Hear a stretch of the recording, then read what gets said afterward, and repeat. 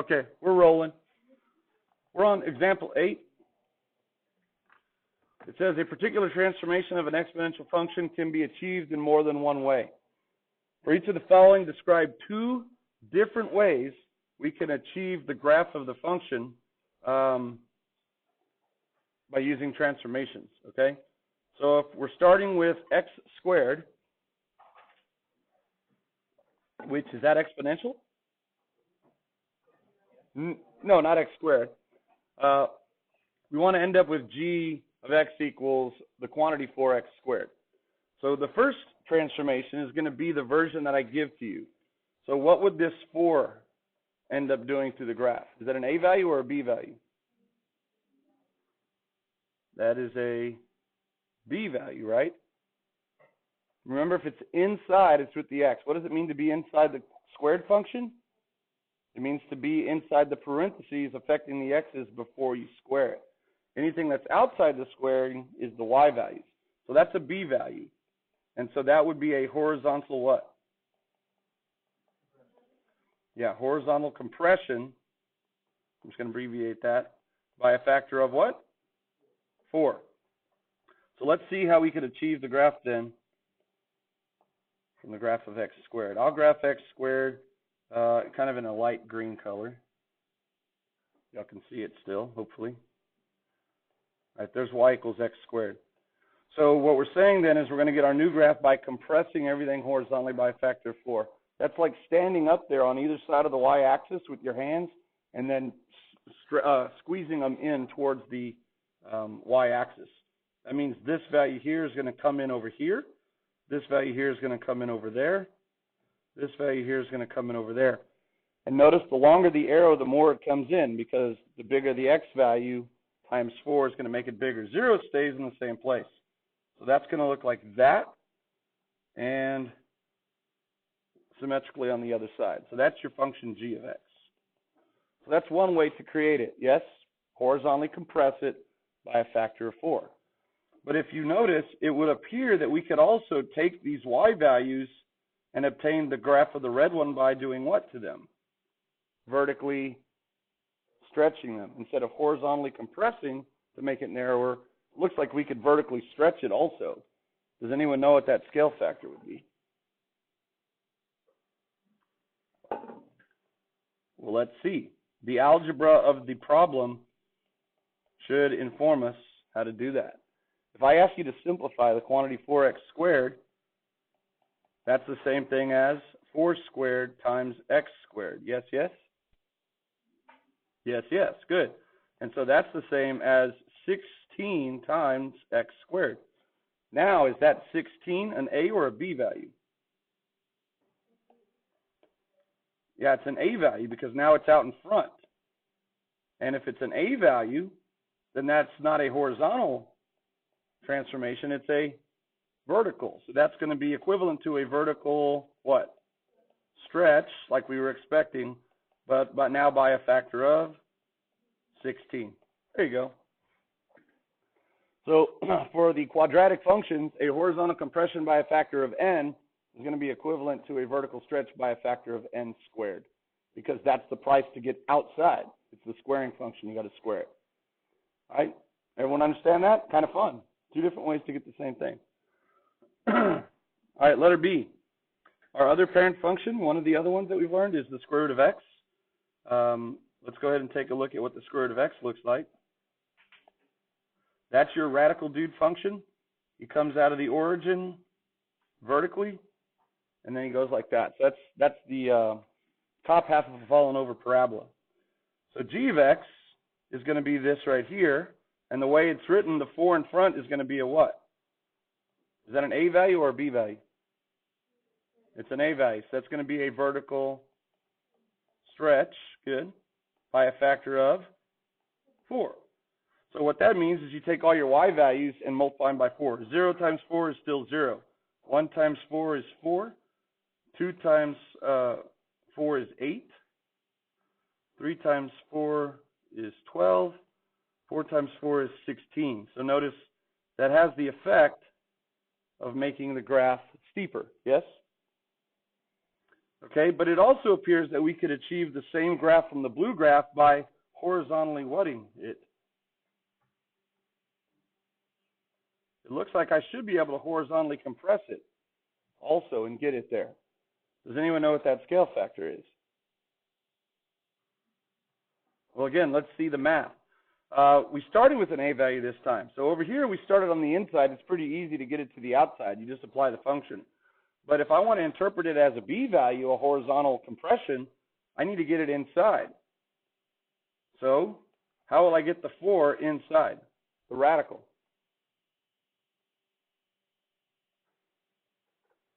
A 4 inside the square root is the same as a what inside the square root?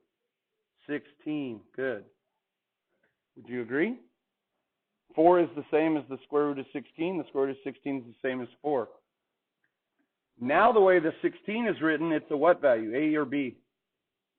It's a B value. So the vertical stretch by a factor of 4 is equivalent to a horizontal compression by a factor of 16. Yep. And you can kind of see that graphically why it works. All right. Kind of fun or just fun? Confusing? How is it confusing? What are you confused about?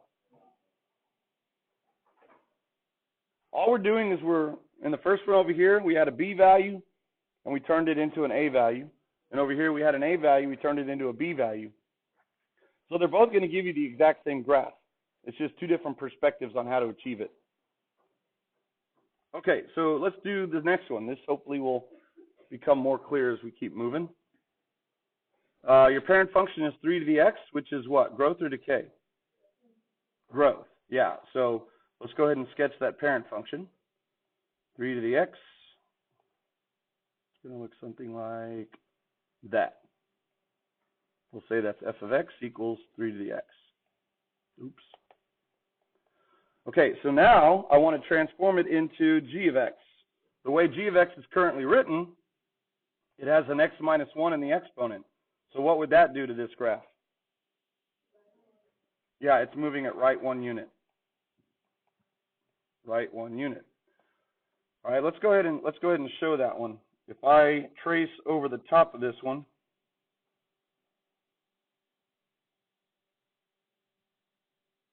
it's good enough. Now I can pick it up with my little scissors, and I can move it right 1 unit, something like that. I'll exaggerate it, okay? Something like that. So I moved it right 1. Does it appear that there's another way to achieve that same graph?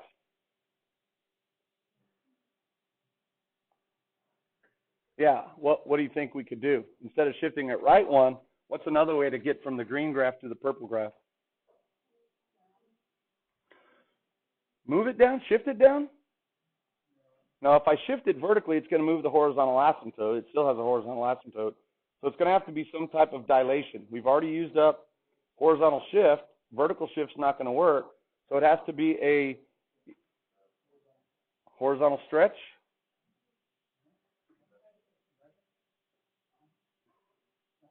Well, think about it. If I horizontally stretch or compress it, what's going to happen to the y-intercept when you horizontally stretch or compress? Does it move?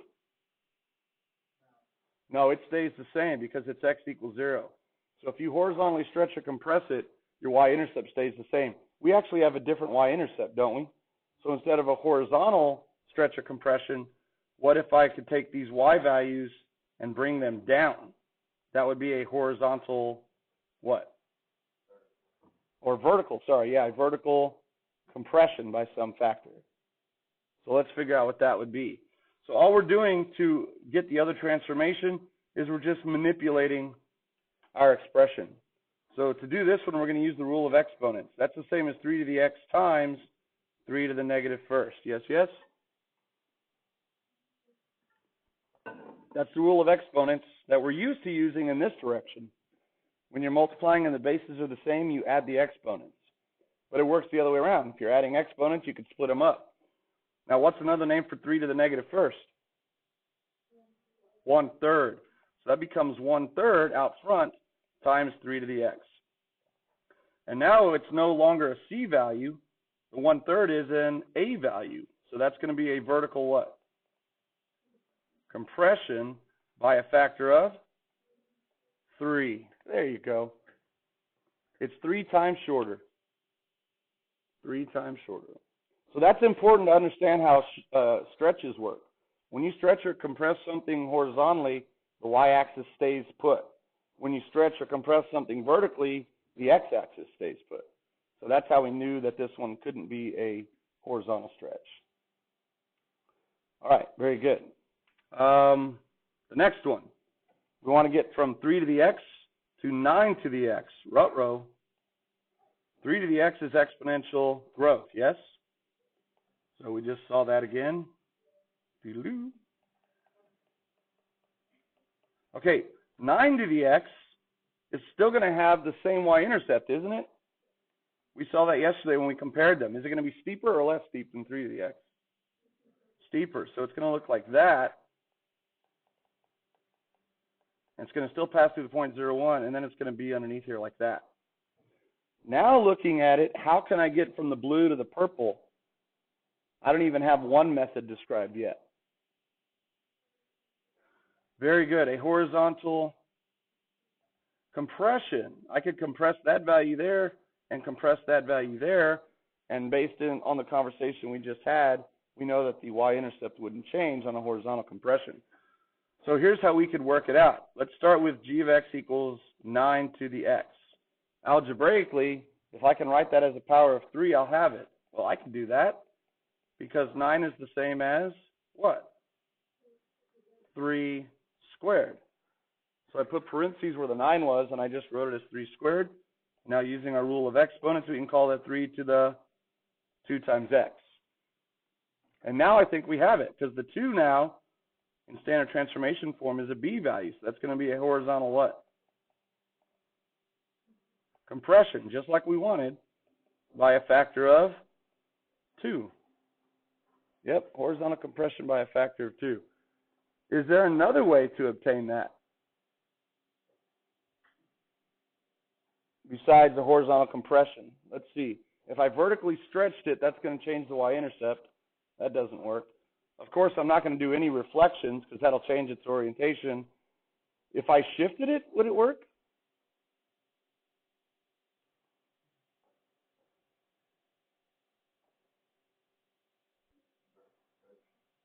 A vertical stretch? If I stretch it vertically, does that change the y-intercept? Yeah, it does. It actually does. So that won't work. Would a horizontal shift work? Possibly. Let's see. If I start with the blue graph, if I pick this blue graph up and move it to the right enough, will it line up with that other one? Yeah, the bottom kind of got a little bit out of whack, but again, I'm just sketching. It's not perfect. So a horizontal shift would come from redoing the exponent. That's how we get it, by adding or subtracting something. So how could I write 2 to the x as something plus something?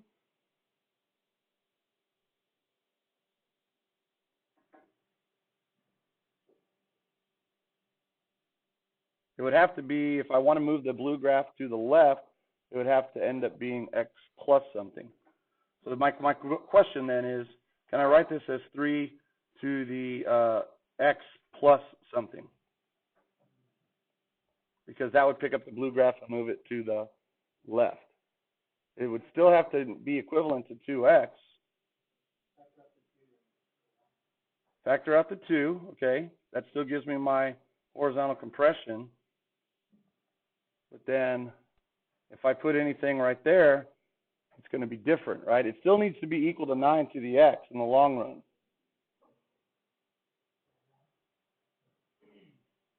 I don't think there's another way, do y'all? No, I can't see it. Because the algebra would have to allow us to be able to do that. And if I add or subtract something to the exponent, it's going to be a different function.